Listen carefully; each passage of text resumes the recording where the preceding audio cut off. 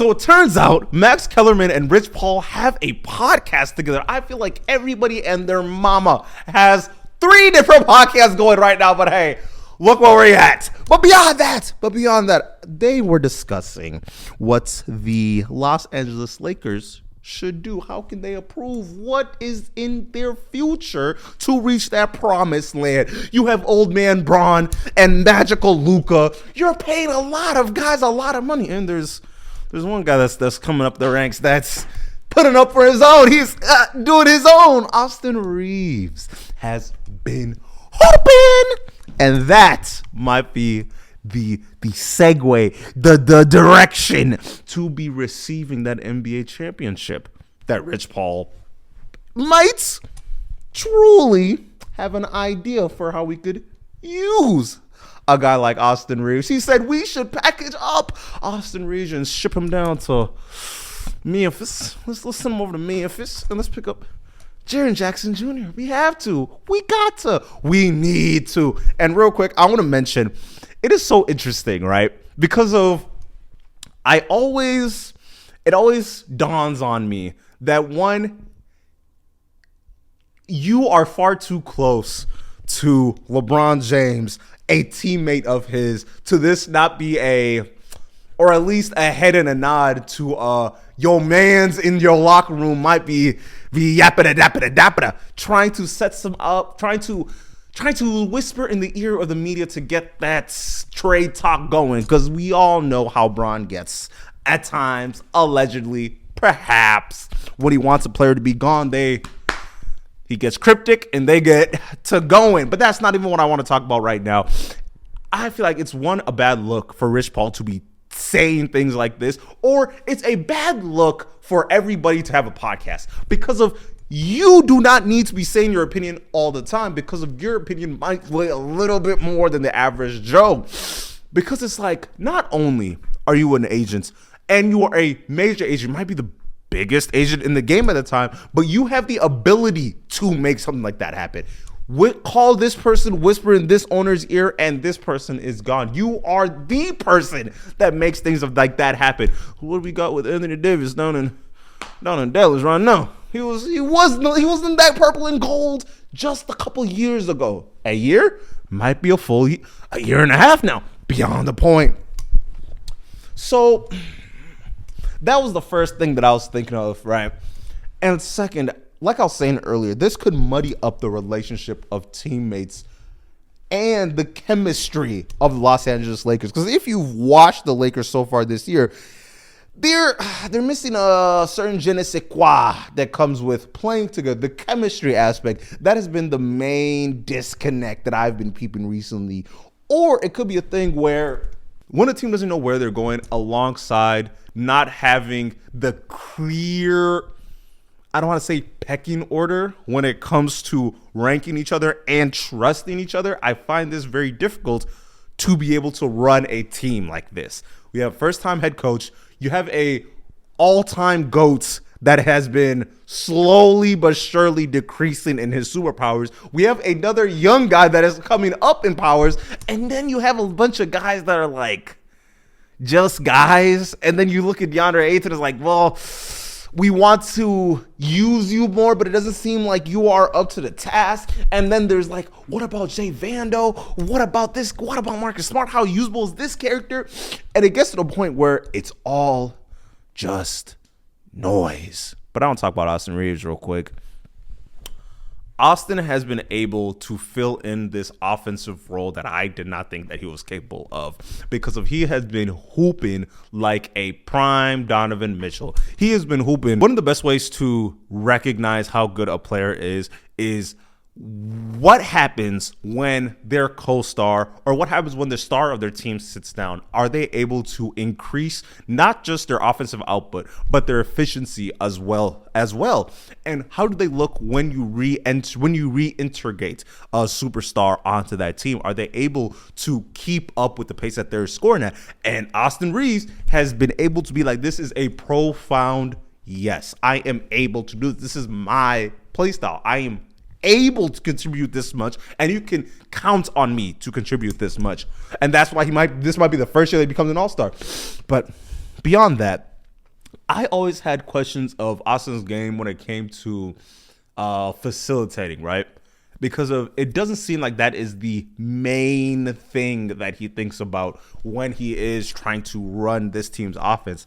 Because of when you do have multiple players that are actually, it might be due to the role that he is in, where he does have two master facilitators on their team, where they don't really have the scoring threats outside of LeBron and Luka. So you have to pick up that type of scoring load to be making this team comparable when you play against the heavier hitters out in the West. And this West has been a bloodbath trying to climb up the rank. It is literally Thunder, and then there's like 8 to 10 games, and then it's everybody else that's separated by one game. I think there's like 3 teams out West that all have the same record. And it gets to the point where it's like, hey, this will literally go down to the wire. So everybody better play 82 games to continue to be competitive when June comes around. Whole other conversation. But let's talk about the guy they're trying to move him for. Jaren Jackson Jr. Where do you see Jaren Jackson Jr.? I feel as if Triple J is he's a player that, one, that the Los Angeles Lakers definitely need right now. 2, a target for lob threats is always important when you have facilitating minds like Luka and Bron. Like, let's talk about Luka real quick. One of the reasons, I think there's four to five reasons why they made such a crazy run in the 2024 finals, where they were able to get to go see the Boston Celtics. The Dallas Mavericks of 2024 had Luka, and alongside Luka, they had Kyrie Irving that was able to calm the storm anytime that Luka would need a break. And that's been very rare because of Luka is not only just ball dominant, but he needs to be a part of every offensive action, because on the defensive end, he tends to get a little lazy. And that's how he's able to not just explain away his defensive lapses because he's carrying so much on offense, but that's how they're able to rationalize that because he is bringing so much on the offensive end. But that's not what I want to. That's not what I really want to hit on right now. Luka has been able to be a great because of his facilitating to big men, right? If you want to be a great point guard or honestly, just being a great facilitating guard in general, you need to be able to master facilitating to your bigs, and not just getting your bigs involved, but force your bigs to be in the right specific area to be able to get the most out of them. And that's what Luka does. And they've been trying to have this back and forth with a guy like DeAndre Ayton, but Ayton kind of, I don't want to say misses the point when it comes to playing his role, but there's like 3 things that I want from Ayton. Number 1 is the hustle. You gotta pick up the speed. You gotta be able to. I need you sprint like a gazelle. Sprint like a gazelle. Up and down. Up and down. You and Giannis should be one and the same. You're the number 1 overall draft pick. We have expectations. That's number 1.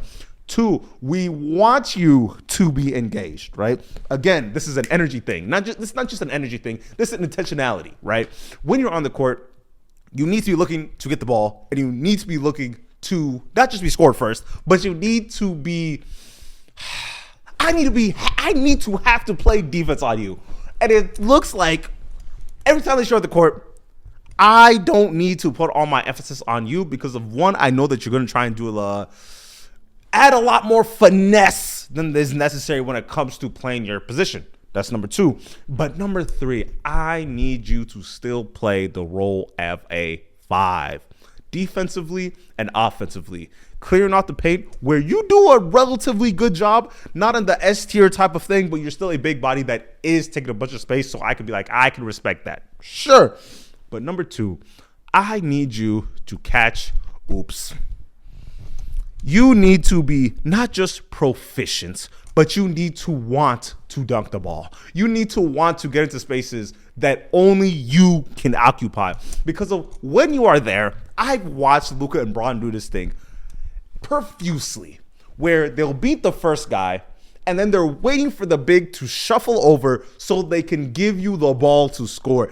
If you would do your job, you would be able to get 12 to 18 points a game just due to oops and drop down passes. Do you know how I know that's true? Because let's look at Luka's resume.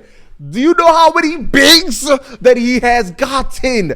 12 points a game. Do you know how many bigs that LeBron James have made multi-millionaires due to playing a role with him? A lot. And let's call back. Let's do a call back to what was going on in Dallas in 2024. Derek Lively, Daniel Gafford. I still get nightmares. I'm a Minnesotan. I'm a Minnesotan nice besides ice. That's the whole nother conversation. But I would like to add on the amount of time that they were able to just throw the ball up and they were there just to dunk it.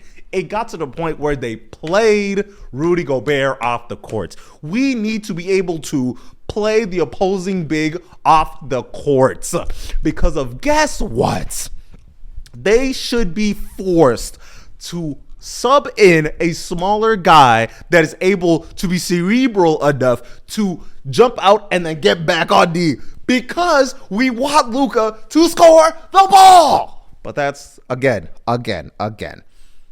That needs to be in you. We can't force you to do that. You need to want it. And it's starting to vex me because of this all falling on JJ Redick's lap on how he is losing the team. The locker room isn't feeling that nice. They feel as if there needs to be more done for when it calls to calling plays and who gets disciplined and what's the plan. But truly,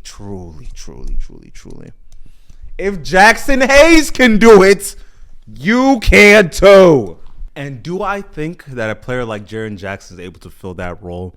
I truly do believe. I believe so. Deep in my heart, I believe a guy like Jaren Jackson would cause room. It does a couple things. So, are Los Angeles Lakers trying to get back to that 2020 ideology of play style where having as many big players on your team to cause not just confusion defensively, but confusion for offensive players to be able to go against a team like a really large Lakers squad? Or is it a thing of we're trying to limit the amount that DeAndre Ayton plays and then try this again with said potential of a superstar like Jaren Jackson? Or is this a chance to reset everything and move forward with the pillars of a Luka Doncic and a Jaren Jackson and then move forward upon that basis? I personally think you would get a lot more work done. You know what? I take that back.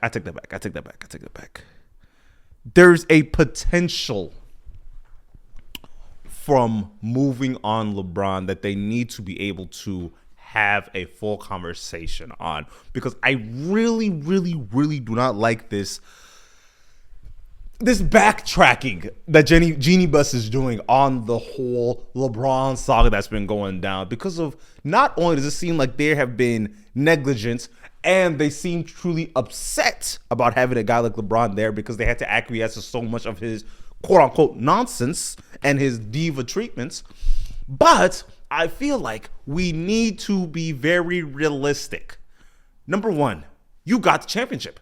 You got that 2020 championship. No matter what anybody says about bubble this, bubble that, y'all got a championship out of him. So if y'all had to ruin a couple years, y'all ruined a couple years. And guess what? You have the building blocks of Luka Doncic on your team. What more could you ask for? What else do you need? He got gifted to you. And if you want to move on from LeBron, move on from LeBron. It'll be a terrible PR move, but you need to be able to make that decision if that's really the role that you want to take. You drafted Bronny. You gave this man another contract. You were going out your way. LeBron, come. We'll give you everything you need. You guys did that. And now because y'all having a little tough stretch, and guess what? Y'all at the 4th or 5th seed. So what more could you want? What more could you want? But I will say this. This Lakers team is very interesting because of their constructed very terribly. I hate the way this team is made, but when you got those two guys out the helm, there's a lot you could do. There is a lot this team could do at the end of the day.